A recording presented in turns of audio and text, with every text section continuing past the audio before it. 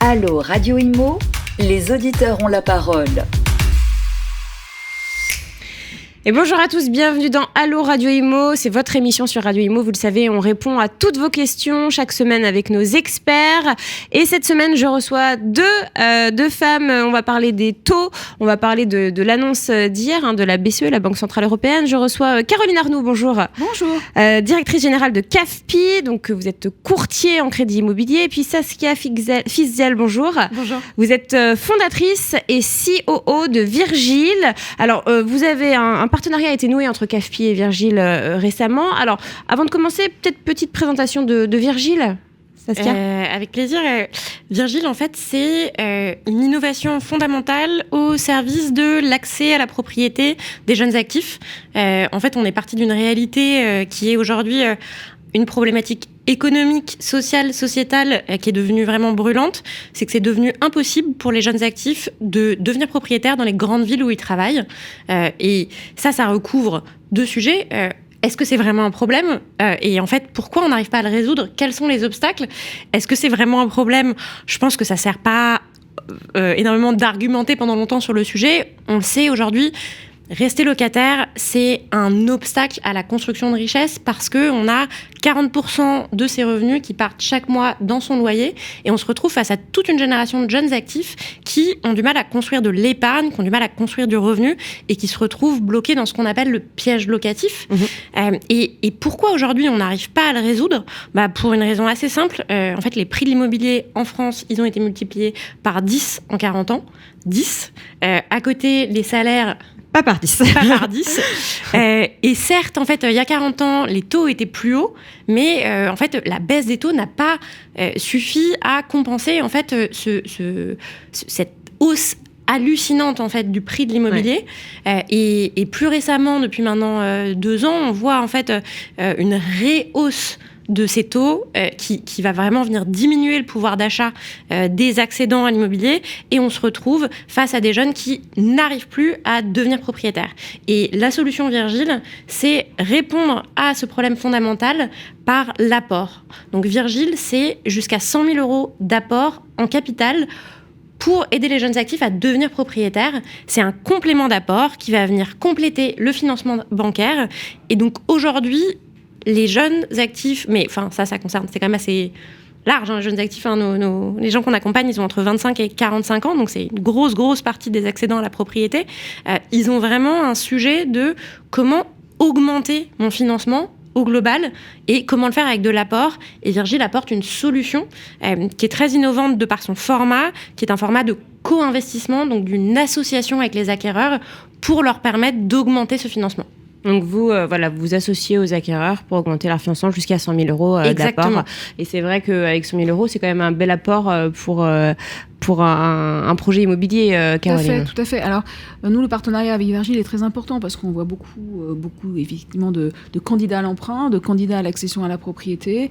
Et c'est vrai qu'en 2023, encore aussi, mais en 2023, c'était très criant, où il y avait pas beaucoup de sorties bancaires, mais on avait aussi des montants d'apport qui avaient explosé puisque les banques sélectionnaient finalement un petit peu leurs clients par la typologie de clients. Donc, ils prenaient des clients plutôt patrimoniaux, qui avaient beaucoup d'apports, qui avaient aussi de l'épargne à côté. Donc, une épargne de sécurité, c'est ça. Exactement. Donc, de facto, ça laissait vraiment sur le bord de la route les primo-accédants, certains primo-accédants, même des jeunes cadres dynamiques qui n'avaient pas le temps de se constituer une épargne, qui n'avaient pas le temps de se constituer un apport, ou alors ça les contraignait à prendre des espaces beaucoup plus petits. Donc nous, quand on voit un client qu'il est bloqué parce qu'il n'a pas assez d'apport, dans ces cas-là, on fait appel à notre partenaire Virgile. On le met en relation avec le client pour voir si on peut financer, Virgile peut s'engager auprès de ce client, cofinancer son achat, et donc soit dumper son apport pour avoir le bien qu'il souhaite, ou soit aussi dumper son apport pour avoir peut-être un bien plus grand et commencer son investissement immobilier. Alors concrètement, comment ça se passe d'un point de vue purement finance comment vous obtenez l'apport pour ces personnes-là, et est-ce qu'il y a des profils voilà, qui sont plus pour qui c'est plus accessible que pour d'autres? Alors, les gens qui font appel à nous aujourd'hui, qui ont besoin de Virgile, sans surprise, c'est majoritairement des primo- et secondo-accédants, parce qu'ils n'ont pas eu l'occasion de construire cette épargne dans le passé, puisqu'ils n'étaient pas déjà propriétaires. Et donc, pour eux, Virgile, ça va vraiment être l'occasion de franchir cette marche. Comment ça marche ? Caroline l'a justement mentionné, les banques demandent de plus en plus d'apports. Donc, on parle souvent de 10% en moyenne du montant de financement global. Nous, ce qu'on voit, c'est que sur la dernière année, c'est plutôt 20, voire 25%. En moyenne, un dossier Virgile, il a 25% d'apport aujourd'hui par rapport au montant total du financement. Comment ça marche concrètement, la solution Virgile ? En fait, nous, on va venir apporter donc, jusqu'à 100 000 € en plus du financement bancaire. Et donc, on va détenir un pourcentage de l'appartement aux côtés des acquéreurs sous forme de co-investissement. Donc, on est des copropriétaires totalement dormants. Les gens sont chez eux, totalement chez eux. On est simplement dormants. Vous avez une part du bien. Exactement. Et comment vous mobilisez les fonds qu'il y a derrière On permet en fait de rediriger une partie des fonds immobiliers qui cherchent en fait à investir dans de l'immobilier résidentiel urbain et en le faisant au service en plus d'une cause qui est quand même relativement juste, qui est l'accès à la propriété des jeunes actifs, et on redirige ces investissements-là vers directement. Donc c'est des fonds immobiliers qui sont derrière, c'est des fonds. Et alors j'imagine que forcément à la revente, le fonds récupère sa part. Alors comment ça se passe ? C'est Virgile qui a investi en direct, et ça c'est très important pour nous puisque il y a vraiment cet aspect. Vous êtes un acquéreur, un propriétaire. Vous devez vous sentir totalement propriétaire de votre appartement. Et donc il n'y a pas un jour un fonds qui récupère sa mise. Virgile est copropriétaire dormant pour une durée de 10 ans maximum. D'accord. Ce qui correspond à la durée en fait de détention d'un 8 à 10 ans. Exactement. Ouais. Primo, secondo accédant. Et donc vous allez être propriétaire pendant 10 ans de ce bien. Parfois vous revendez avant parce que souvent en fait il y a des changements de vie, vous allez déménager pour plus grand et puis vous avez construit de l'épargne. Vous êtes libre de revendre à tout moment. Il n'y a aucune contrainte sur en fait ce que vous faites du bien, comment en fait vous vivez avec. Et au moment où vous revendez, à ce moment-là, l'association se termine et donc Virgile n'est plus copropriétaire avec vous, évidemment. Et donc, pour 100 000 € investis, le maximum, combien doit rembourser le propriétaire au moment de la revente, par exemple ? Alors, ça fonctionne de façon super simple, c'est que ça se calcule en pourcentage. C'est-à-dire qu'en moyenne, Virgile va investir à peu près 10% du prix du bien et, en échange de cet apport, va détenir 15%. Donc, on utilise souvent cet exemple-là parce que le 10 pour 15, il tomberont et que c'est facile à expliquer. Mais pour prendre un exemple assez concret, si vous prenez un couple de jeunes acquéreurs qui gagnent à peu près 3 000 € par mois chacun, ils vont avoir une capacité d'emprunt aujourd'hui, grosso modo, avec les taux, autour de 450 000 €. S'ils ont déjà réussi à réunir 20 000 € d'apport chacun, ils ont 40 000 € d'apport. Ils sont à un financement global de 490 000 €. S'ils veulent acheter un appartement à 500 000 €, en fait, avec les frais de notaire, ils vont avoir besoin d'une enveloppe de financement à peu près 540 000 €. Là, en fait, il va leur manquer ces fameux 50 000 €. Et du coup, Virgile va venir investir cet apport qui manque, c'est 50 000 €. Ces 50 000 €, ils vont représenter 10% de cet appartement qui coûte 500 000 €. Et à ce moment-là, Virgile va détenir 15% de l'appartement. De l'appartement et touchera ces 15% au moment de la revente dans un délai de 10 ans. Et donc, vous demandez de percevoir les 15% du montant du prix à la revente. D'accord, du prix de vente. Mais il ne faut pas qu'il y ait une décote en revanche. Alors, ce qui est hyper important à comprendre aussi sur le modèle, c'est que nous, on est vraiment sur un modèle win-win, gagnant-gagnant. L'idée, c'est de se dire, cette position de co-investisseur, elle est importante aussi puisque on n'a pas intérêt à ce que les acquéreurs fassent des mauvaises affaires. C'est pas bon pour eux, c'est pas bon pour nous, puisque finalement, en fait, on a vraiment ce pourcentage fait qu'il n'y a pas un montant fixe. Donc, on gagne quand les acquéreurs gagnent et on perd quand ils perdent. Bien sûr. Et donc, il y a quelque chose qui est très important dans notre accompagnement, qui est très apprécié et qui vient en plus de l'apport, c'est de se dire, forcément, on va valider le prix du bien dans lequel les acquéreurs... Donc vous validez l'achat. Exactement. Voilà. Et donc ça garantit... Ça fait partie des critères de sélection, j'imagine. Absolument. Et c'est très apprécié par les acquéreurs parce qu'ils ont en fait un co-investisseur qui va vraiment se soucier de est-ce que vous êtes en train d'acheter quelque chose en fait que vous avez raison d'acheter d'un point de vue financier. Bien sûr. Ouais, donc vous venez un petit peu valider la vente en quelque sorte. Exactement. Karine, alors c'est vrai que là on parlait de l'apport, c'est vrai 20% d'apport, c'est ce que demandent encore les banques actuellement. C'est ce que vous constatez vous en tant que courtier? Alors aujourd'hui, les banques demandent peut-être moins d'apport, mais c'est quand même ce qu'on voit même depuis très longtemps. Bon, certaines personnes voulaient emprunter sans apport, c'est un peu leur choix, mais on voit quand même, et surtout quand les taux étaient à 1%, maintenant que les taux sont un peu en dessous de 4, les gens qui ont des liquidités vont les apporter pour réduire leur mensualité ou pour avoir un meilleur pouvoir d'achat. Donc oui, il y a encore de l'apport et les banques demandent encore de l'apport environ de 10%. Alors, donc 10% d'apport. Aujourd'hui, on est mi-avril. Quels sont les taux pour un crédit immobilier? Alors, les taux à 20 ans continuent de baisser. C'est ce qu'on a vu en mars, depuis janvier. Donc, depuis janvier, on a des baisses régulières. Là, les dernières baisses sont vraiment légères, mais on est à 3,94 à peu près sur 20 ans. En moyenne, pour les beaux dossiers, on peut être à 3,50. Mais globalement, tous les taux sont redescendus en dessous de 4. C'est quoi un beau dossier? Un beau dossier, c'est une personne plutôt patrimoniale, qui a de l'apport, qui est en CDI, qui a des revenus réguliers, qui a un petit peu d'épargne résiduelle. Voilà, ça c'est un beau dossier pour une banque. Alors là, c'est intéressant ce que vous dites. Donc en CDI, est-ce que les entrepreneurs, les indépendants peuvent quand même investir en ce moment dans l'immobilier ou peuvent devenir propriétaires de leur résidence principale? Oui, alors aujourd'hui, les banques sont réouvertes. Donc, ça, il faut le dire à tout le monde. Donc aujourd'hui, il n'y a plus de restrictions. C'est les mêmes restrictions qu'avant.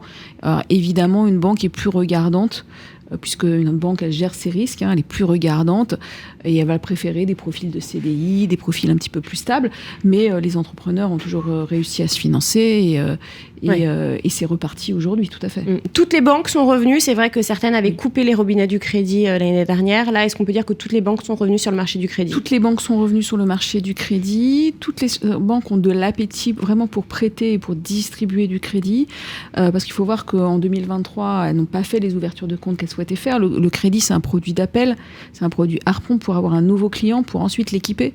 Donc tout ce qu'elles n'ont pas fait en 2023, là, elles veulent le faire dès début 2024. Et il y a une saine concurrence entre les banques. Aujourd'hui, on voit les taux ont baissé. Pas malheureusement de façon structurelle par la baisse des taux des banques centrales, mais parce que les banques reviennent sur le marché, il y a de la concurrence, et on voit au fil des semaines des banques qui baissent leurs taux pour acquérir des clients, ou les banques qui boostent leurs conditions pour acquérir certains clients. Donc là, on a vraiment, toutes les banques sont là, il n'y a plus de restrictions, et elles ont de l'appétit pour faire du crédit. Et ce qu'on voit sur le marché aujourd'hui, c'est que, à l'inverse de 2023, où on n'avait plus de banques, mais on avait encore des acheteurs, là, on a toutes les banques, et on a une période un petit peu encore attentiste des acheteurs et des vendeurs. Certains acheteurs se disant peut-être que les taux vont baisser, les prix vont baisser, et puis les vendeurs se disent moi je baisse pas encore mes prix, voilà. Donc mais je pense que le marché va vraiment se fluidifier. On est rentré dans une période de transition pour 2024. Ça c'est une certitude. Peut-être on en reparlera, mais on aura les baisses des taux, plusieurs baisses des taux de la BCE, donc avec des taux qui vont baisser, voilà, et des conditions qui vont redevenir normales pour emprunter. Alors, deux actualités cette semaine. Mardi, la BCE, la Banque Centrale Européenne, a publié une enquête qui a été réalisée auprès de 157 banques.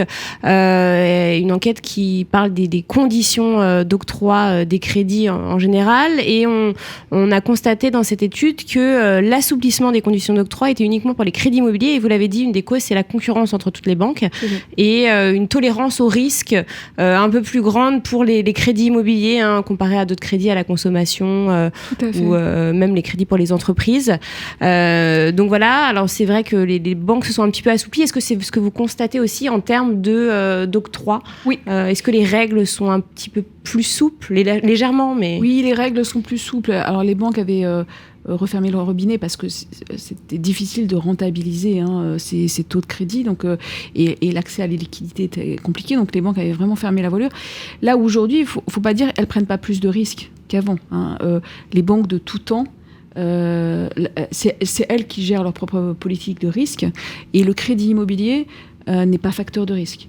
On sait que, et les chiffres de la Banque de France le disent, Bien sûr. 90% des ménages endettés, en surendettement, sont des locataires ou alors des habitants à titre gratuit, donc pas des propriétaires. Donc c'est vrai que le crédit immobilier n'est pas vecteur de surendettement, ça il faut le dire, il faut le répéter en permanence. Et les taux de défaut en France Exactement. sont extrêmement bas. Et les banques, elles savent très bien apprécier le risque, et ils l'ont fait de tout temps, c'est leur métier de prêter. Et donc, de voir le profil du client, ses revenus, ses charges, la durée de son emprunt, la qualité de son épargne. Voilà, ça c'est vraiment le job des banques. Et quand elles ont tous les moyens pour prêter, elles le font bien. Alors là, ce qui est reproché aux banques, c'est justement d'être trop strictes, notamment par des règles fixées donc par une institution qui s'appelle le HCSF, le Haut Conseil de stabilité financière. Ces règles sont très critiquées par les professionnels de l'immobilier, ce qui est normal, aussi par certains députés. D'ailleurs, il y a une proposition de loi du député Lionel Causse. Est-ce que vous pouvez nous expliquer un petit peu le sujet ? Alors, sont des règles d'octroi. Alors, pour faire simple, le HCSF a fixé un critère de 35% d'endettement. Au-delà duquel la règle, c'est on ne peut pas, quand on prétend un crédit, être au-delà des 35% d'endettement. Donc ça, c'est une première règle. Et ensuite, on ne peut pas emprunter au-delà de 25 ans. Donc je fais simple, c'est en gros un petit peu l'idée du HCSF. Et c'est assez étrange parce que ce sont des règles qui ont été rendues obligatoires pour les banques en 2022, janvier 2022. Donc en plein milieu de la crise immobilière, donc de façon complètement contracyclique, qui, d'après cette autorité, ont été émises pour éviter le surendettement. Ce qui est faux, puisqu'on voit bien que le crédit immobilier n'est pas vecteur de surendettement. Il aurait mieux fait faire des règles pour le crédit conso. Je pense que ça aurait été beaucoup plus utile. Ça a été mis en place plutôt autour de 2019. C'était des recommandations. Et c'était vraiment pour éviter la surchauffe. Parce que cette période, on avait des taux en dessous de 1. Tout le monde achetait. Les prix ont grimpé. Et effectivement, il y avait quand même un emballement où on n'avait même plus d'apport. Il fallait s'endetter pour acheter. Et donc, je pense que face à cet emballement, ils ont voulu un petit peu éviter que la cocotte-minute explose. Donc, ils ont mis ces normes en termes de recommandations, mais ils ont rendu obligatoire en 2022, au moment où le marché se retourne, au moment où l'inflation explose et où la BCE monte ses taux de façon régulière, tous les mois, pendant 10 mois. Donc effectivement, on est arrivé à un complet blocage sur ces règles et ils l'ont assoupli. Ils les ont assouplis en mettant en place des dérogations. Donc vous avez 20% de dérogations. Oui. Vous avez des dérogations qui ne sont pas d'ailleurs utilisées par les banques apparemment. Alors voilà le problème, c'est qu'on peut dire qu'on a des dérogations, c'est très bien. Mais quand vous êtes une banque et que vous pilotez au niveau central et que vous avez des agences, les banques l'ont dit, elles l'ont répété, elles ne savent pas piloter ces critères d'octroi. C'est-à-dire qu'elles ne savent pas. Donc elles vont octroyer peut-être des crédits à plus de clients qu'elles n'auraient le droit de déroger. Des clients qui vont être à 36, à 37, à 38, à 39. Vous allez pouvoir des clients qui sont à 39% d'endettement, mais qui ont un reste à vivre très important. Quand on gagne 15 000 euros, c'est pas le même reste à vivre que quand on gagne 2 ou 3 000 euros. C'est sûr que c'est pas la même chose. C'est pas les banques qui ne veulent pas prêter. C'est quand on a ces problématiques de critères d'octroi. Et malheureusement, vont sélectionner les meilleurs profils qui vont être les plus rentables pour elles dans ces dérogations de 20%. Donc ça ne va pas forcément bénéficier aux primo-accédants, malheureusement. Alors hier, la BCE, la Banque Centrale Européenne, a tenu une conférence de presse. Elle maintient ses taux directeurs. Pas de baisse des taux pour l'instant. Le gouverneur de la Banque de France avait annoncé une baisse au printemps, il avait dit. Donc tout le monde. Il avait dit, baisse, le printemps, ça va de avril à juin. Donc c'est vrai que... et puis d'autres personnalités avaient annoncé une baisse. Donc là, ce sera plutôt quoi, en juin en juin. Tout le monde s'est raconté que c'était en juin. Ça aurait été vraiment une surprise, une très bonne surprise. C'est un petit peu dommage parce que l'inflation a bien baissé. Il faut savoir qu'aujourd'hui, les taux de la Banque centrale, ils sont à un niveau auquel ils n'ont jamais été. 4% taux de dépôt, 4,50 taux de refinancement. Là, on est vraiment à un plafond très important. Donc ça va bloquer la croissance aussi. Et on voit l'inflation qui baisse. Là, on est à 2,4% en mars sur un an. Donc très proche finalement des 2%, de la cible des 2%. Donc ça aurait été possible de le faire. Je pense qu'il y a de la prudence. Je pense aussi, alors je ne sais pas si c'est l'habitude, mais dans l'habitude que ça soit la Fed c'est ça. Qui d'abord annonce des baisses des taux. Et là, la Fed a maintenu. Donc Voilà. Donc, bon. Mais on est quand même sur un cap. Tout le monde... les spécialistes anticipent vraiment certainement 4 baisses. 3 à 4 baisses. Enfin, la Fed, je crois que c'est 3, mais 3 à 4 baisses de taux directeur cette année. Donc, d'accord. Donc à partir du mois de juin. À partir du mois de juin, tout à fait. Donc ce sera un bon signal en tout cas pour les investisseurs. On va parler du coup de votre partenariat. Donc depuis mars, il est en place. Vous envoyez donc les jeunes actifs qui ont du mal à réunir leur rapport. Voir Virgile. Comment ça se passe au niveau pratique? Donc c'est sur le site internet. On prend contact avec vous. Comment on fait? En fait, dès le début de notre partenariat, il y a une volonté vraiment conjointe de répondre ensemble à un même problème qui était de se dire aujourd'hui, les premières victimes en fait de ce durcissement des conditions bancaires, ce sont les jeunes actifs. C'est vraiment souvent un sujet d'apport et donc pour cela, il y a une solution qui est en fait CAFPI a une expertise historique de gestion de ces dossiers, mais aujourd'hui ce qui manque c'est l'apport. Donc pour ceux où précisément ce problème est identifié, on va en fait envoyer ces dossiers chez Virgile pour que nous on puisse faire la partie apport, pendant que CAFPI en fait fait son métier historique qui est vraiment le financement bancaire et l'accompagnement. Donc on a vraiment cumulé ces deux expertises et ces deux accompagnements là, et ce qui nous permet en fait d'offrir une solution complète qui satisfait vraiment les acquéreurs. Oui, parce que voilà, vous vous occupez de l'apport d'un côté et donc vous du financement par la banque. Et nous concrètement, CAFPI, c'est vrai qu'on a un gros maillage du territoire, puisqu'on a 1100 courtiers partout en France. Et donc, je sais pas, vos auditeurs qui sont des jeunes actifs et qui veulent compléter leur rapport avec Virgile et travailler ils viennent voir un courtier. Donc, comment ils viennent voir un courtier? Soit il y a le site internet, ils font une simulation, il faut être mis en relation directement par le courtier de leur proximité, ou alors ils peuvent prendre rendez-vous directement. Et ensuite, c'est vrai que ce qui est très important, c'est d'analyser son dossier. Quand on prépare son dossier de crédit, il faut vraiment... et on est aidé par les banques, on est aidé par les courtiers. Le courtier, il connaît toutes les banques. Donc, quand je vous dis qu'on peut avoir des meilleurs tarifs à 3,50 et on peut avoir encore des taux barèmes de certaines banques qui sont à 4, mais l'écart est très important. Donc ça, c'est l'apport du courtier. Et ensuite, si ça passe pas, si le client il veut plus grand, s'il n'a pas assez d'apport, effectivement, le courtier envoie le contact à Virgile pour construire ensemble la solution de financement.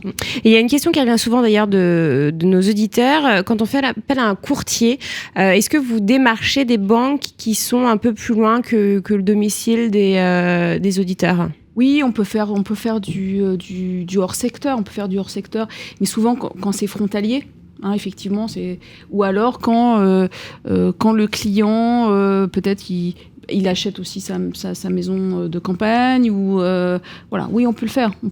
C'est possible en tout cas. C'est possible. Parce que là vous disiez qu'il y avait des fortes disparités entre les banques, donc on imagine que c'est possible. Tout à fait, c'est possible. Après, certaines banques l'acceptent ou pas d'autres, mais voilà, tout est négociable. Je pense que ce qui est important de dire aux auditeurs, c'est que tout est négociable.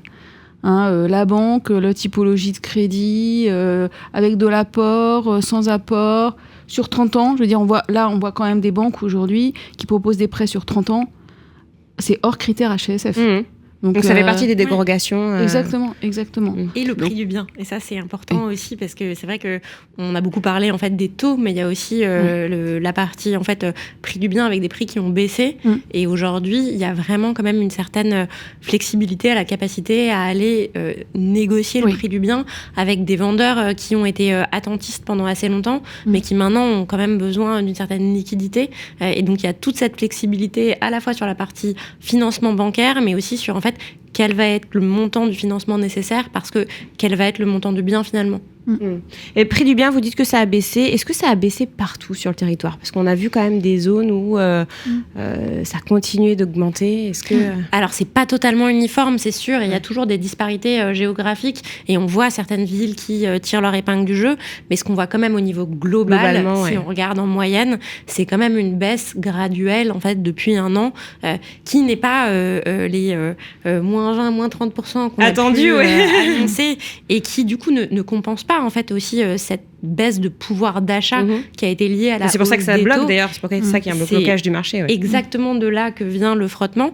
Mais il faut quand même se dire que ça a baissé. Et c'est vraiment important, parce que quand on a une baisse de 5 à 10% du prix du bien, bah, en fait, c'est 5 à 10% de la surface que vous pouvez acheter en plus, et ça représente une pièce. Tout de suite, en fait, ça change un peu la donne. Et cette baisse, elle a eu lieu, elle continue à avoir lieu. On voit en fait cette fluidification dont parlait Caroline tout à l'heure, qui est vraiment à l'œuvre, parce qu'il y a ces doubles mécanismes en place. Il y a effectivement les taux qui baissent, même si la BCE se fait un peu désirer sur le sujet, mais les banques ont déjà commencé à baisser, et on voit aussi les prix qui continuent à baisser. Là, on a beaucoup de dossiers qui sont passés là, sur ce premier trimestre, qui étaient des dossiers qui ne passaient pas fin 2023. Donc on a un flux aussi, c'est un peu des régularisations, c'est-à-dire des clients qui... il y a plus de dossiers acceptés. Leur dossier ne passait pas. Ouais. Et avec effectivement un peu la baisse des prix, les négos qu'ils ont pu faire et la baisse des taux, ces dossiers sont débloqués. Donc ça, c'est des bonnes nouvelles pour les emprunteurs. Et puis, on rappelle que là, le pouvoir est entre les mains des acquéreurs. Donc, n'hésitez pas à négocier le prix du bien que vous désirez acheter. Eh bien, merci beaucoup à vous deux pour cette émission passionnante. Et puis, je rappelle donc votre partenariat, donc CAFPI Virgile.